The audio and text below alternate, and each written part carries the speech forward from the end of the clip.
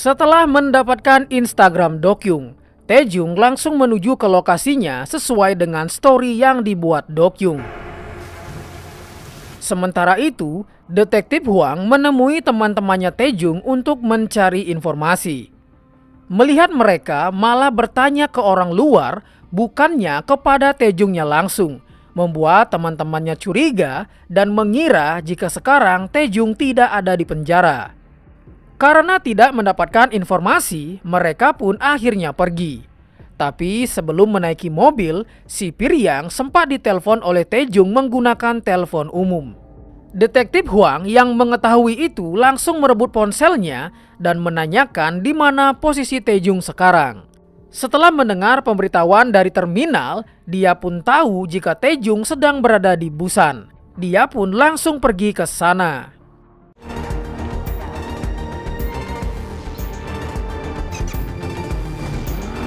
Di tempat lain, seorang pemimpin geng di Busan bernama Yo Son-gyu sedang memberikan pelajaran kepada anak buahnya yang berkhianat. Kemudian Dokyung datang menemuinya karena mereka merupakan teman bisnis, meskipun So-gyu sebenarnya tidak terlalu menyukai Dokyung. Karena sampai sekarang dia belum bisa melunasi hutangnya, yang membuat So-gyu belum bisa membuka usaha klub malamnya. Tapi saat Dokyung mengatakan dia akan memberikan uang lebih banyak lagi, So-gyu langsung berubah pikiran. 이 씹딱따구리 같은 새끼. 그래, 놀자.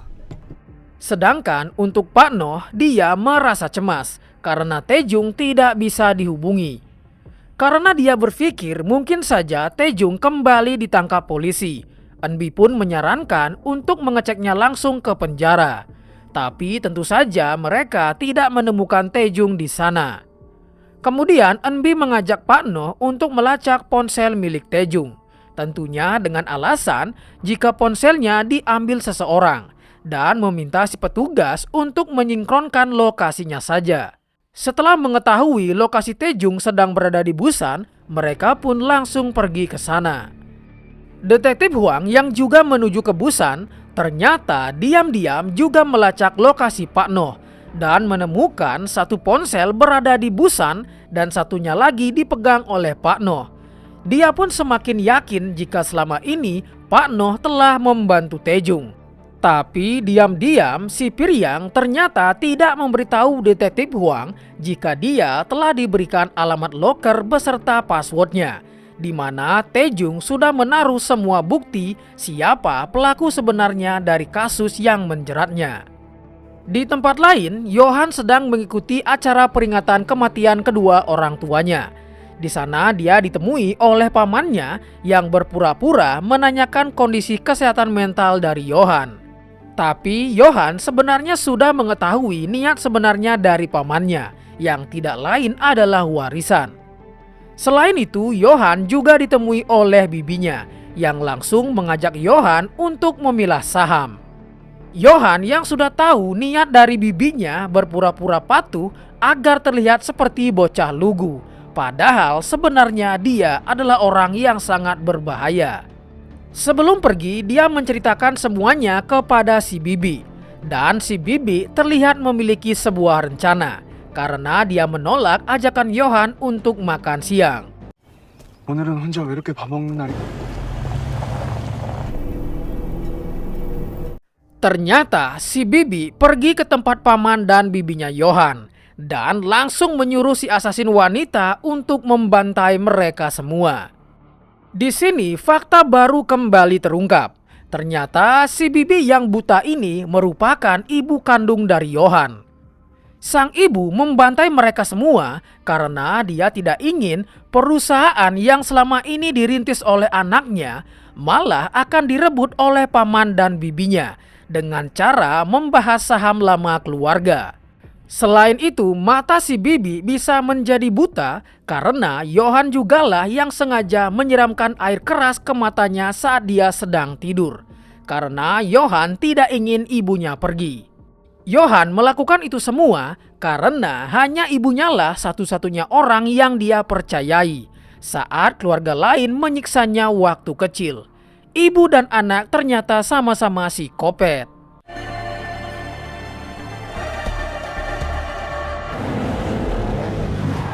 Kembali ke Taejung, dia pun sudah berhasil menemukan lokasi dari Dokyung dan diam-diam terus mengawasinya.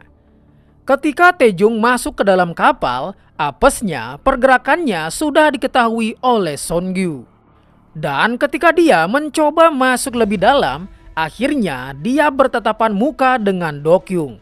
Tapi dia juga dihadang oleh Songyu dan anak buahnya. Tentu saja adu mekanik tidak bisa dihindari. Meskipun sempat menang melawan anak buahnya, tapi Taejung harus kalah saat melawan Songyu yang membuatnya berhasil ditangkap.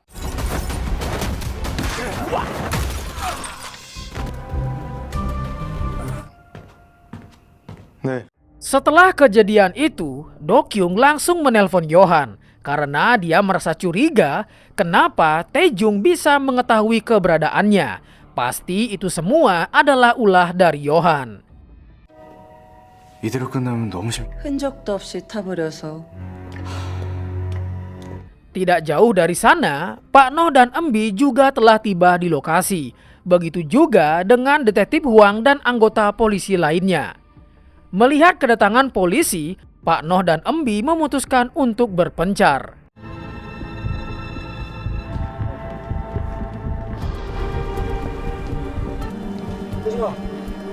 Detektif Huang langsung menyuruh anggota polisi lainnya mengepung tempat milik Songyu untuk mencari keberadaan Taejung. 씨발 장발 새끼. 5분이면 돼. 제가 저 안쪽부터 찾아보겠습니다. Pak Noh yang mencari di kapal dekat dermaga melihat ada satu kapal yang dijaga oleh seseorang. Dia pun memiliki firasat jika Taejung mungkin berada di dalam sana. Sedangkan untuk si sampah Dokyung, dia yang sedang kesal ingin melampiaskan kekesalannya dengan menghajar Taejung.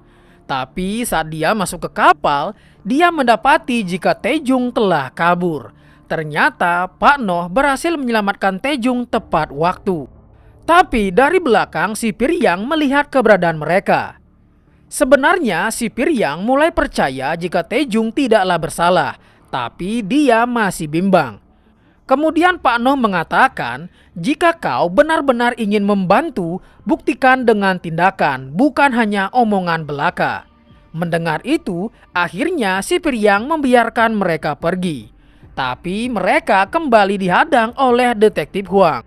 Dari belakang, Enbi langsung menghantam detektif Huang menggunakan tabung pemadam dan mengajak Taejung dan ayahnya kabur dari sana.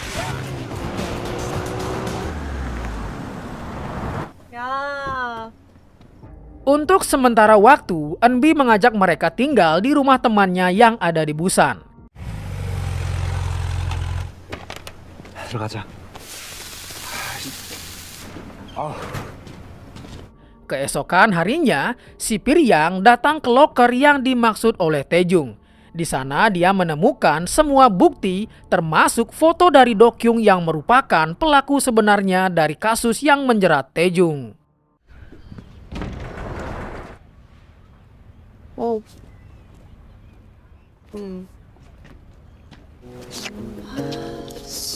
Sebelum pergi menemui ayahnya di bengkel, temannya Enbi langsung menyadari jika Enbi pasti menaruh rasa pada Taejung. Tapi Enbi masih gengsi untuk mengakuinya. Ketika bertemu dengan ayahnya, Enbi sebenarnya mulai merasa iba dengan ayahnya.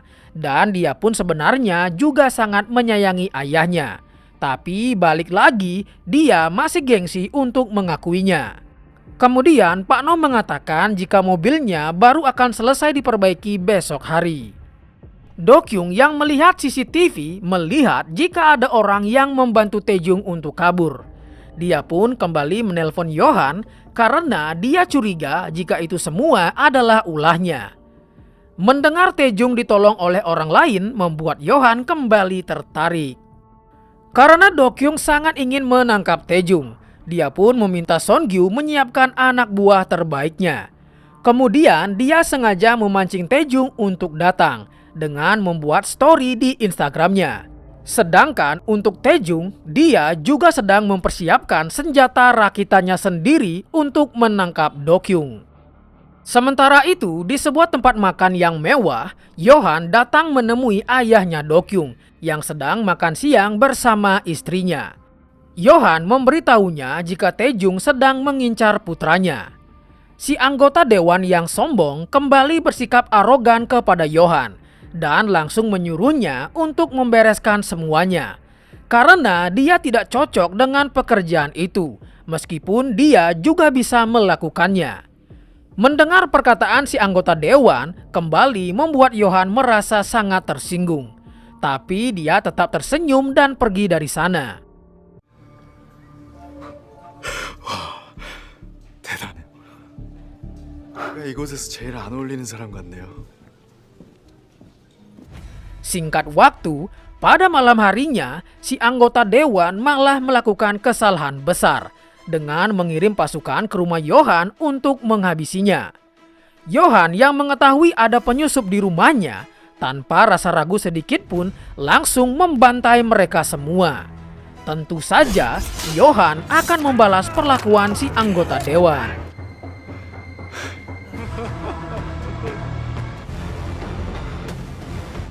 Beralih ke tempat Taejung.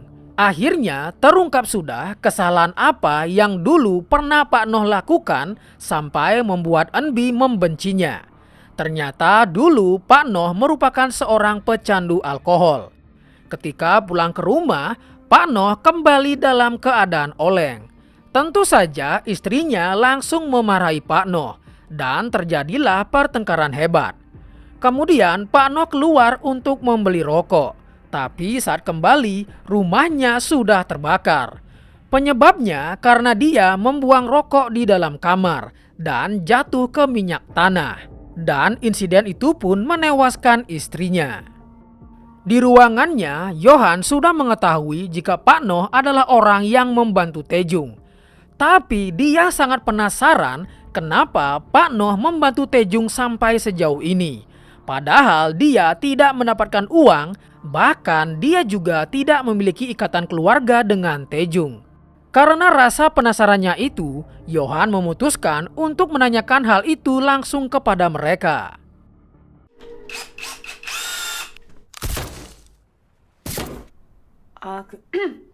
둘이 뭐해? Karena malu dicengin terus oleh temannya, akhirnya Eunbi pergi ke toko untuk membeli beberapa barang. Tapi ketika berada di toko, dia tidak sengaja berpapasan dengan detektif Huang. Eunbi pun secara diam-diam mencoba keluar dari sana agar tidak ketahuan. Detektif Huang yang belum tahu jika Eunbi lah yang menghantam kepalanya, secara baik-baik mengembalikan barangnya yang tertinggal. Dan sempat bertanya apakah dia melihat pria yang sedang dicarinya, yang tidak lain adalah Taejung. Setelah beberapa saat kemudian, barulah dia tersadar setelah mengingat tato di punggung Eunbi. Dia pun langsung mengajak si Priang untuk mengejar Eunbi. 왜 안 맞는 거야 진짜.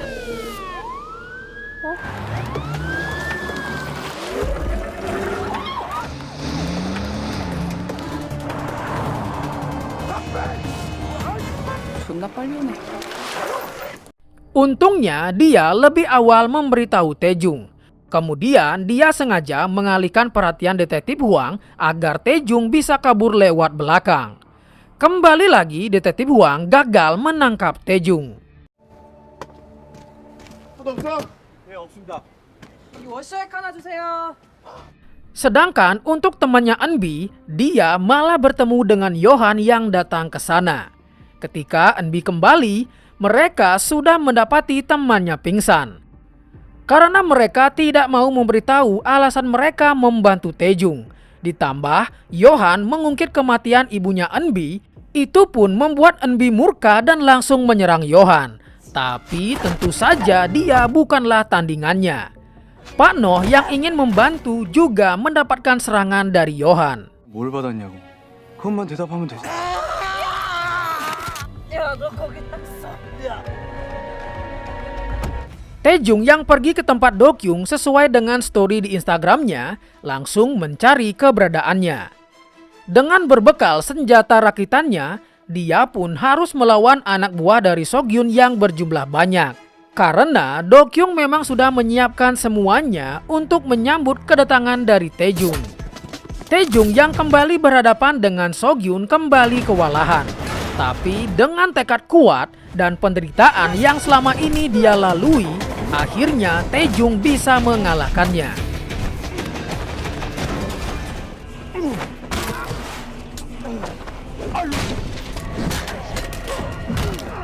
Setelah mengambil pistolnya, Taejung langsung pergi untuk mengejar Dokyung yang kabur.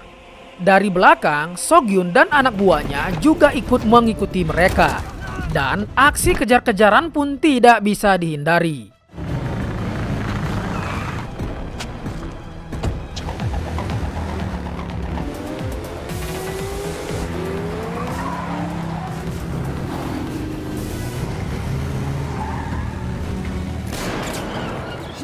Dalam pengejaran, Taejung berusaha untuk lolos dari tembakan yang dilepaskan oleh anak buah Sogyun. Setelah berhasil lolos, dia lanjut mengejar Dokyung dan sempat menembaknya. Tapi tembakannya masih meleset. Karena Sogyun terus mengikuti, Taejung dengan nekat melompat dari motornya dan masuk ke dalam mobil mereka. Dari aksi tersebut, Sogyun harus tewas setelah tertembak di kelapanya.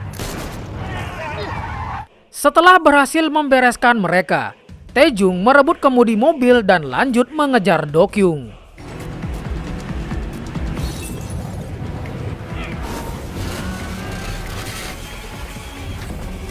Setelah sedikit adu tembak, akhirnya Taejung berhasil mendorong mobil Dokyung dan berakhir dengan ditabrak oleh sebuah truk.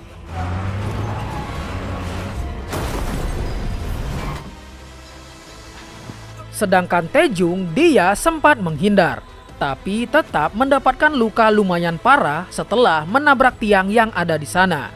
Ketika meminta Dokyung mengakui semua kejahatannya, dia malah keburu pingsan.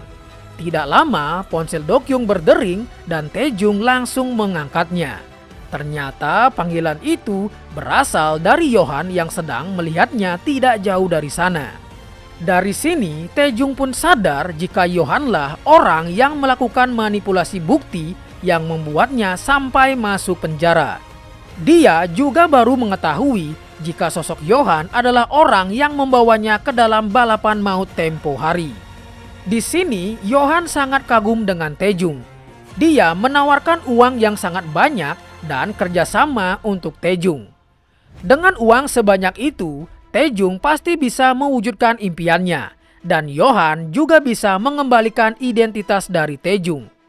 Mendengar semua tawaran sampah dari Yohan, Taejung langsung mengatakan apakah dia bisa mengembalikan waktu. Apakah dia bisa mengembalikan semua penderitaan yang dia alami. Apakah Yohan bisa mengembalikan adiknya yang tewas secara tidak adil. Taejung mengatakan yang dia inginkan tentu saja hanya membalaskan semua dendamnya kepada orang yang telah menghancurkan hidupnya. Dan perburuan terakhir pun akan dimulai. Dalam suasana hati yang buruk, Yohan datang ke tempat ayahnya Dokyung untuk menghabisinya. Dari sini terungkap lagi sebuah fakta. Dari mana Yohan bisa mendapatkan ide untuk memanipulasi bukti dan menjebak orang yang tidak bersalah. Semuanya bermula saat dia berumur 16 tahun. Dia menghabisi kedua orang tuanya karena Yohan tahu orang tuanya akan mendonasikan sebagian besar aset ke sebuah kuil. Kemudian dia mendengar berita jika ada seorang napi yang bersembunyi di sekitar wilayah mereka. Untuk menutupi kejahatannya, Yohan sengaja melaporkan pada polisi jika kedua orang tuanya telah dihabisi oleh napi tersebut. Dan 2 hari setelahnya, si napi ditembak sampai tewas oleh polisi saat mencoba kabur. Dari situlah Yohan berpikir ternyata metode seperti itu berhasil. Keesokan harinya, Yohan datang ke toko servis milik Pak Noh. Setelah melihat-lihat, dia menemukan foto dari Pak Noh bersama Enbi yang masih kecil. Dengan gebleknya, dia malah membakar foto yang merupakan kenangan dari Pak Noh dan mengatakan jika dia ingin mengetahui rencana apa yang akan Taejung lakukan selanjutnya.